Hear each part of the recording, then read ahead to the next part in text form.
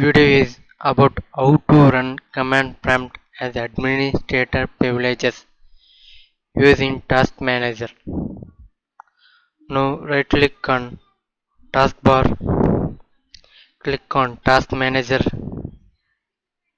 Now Task Manager window is appeared. Click on File. Now click on Run New Task. Type CMD and tick Create this task with administrative privileges. Now click on OK. Now command prompt is run under administrative privileges.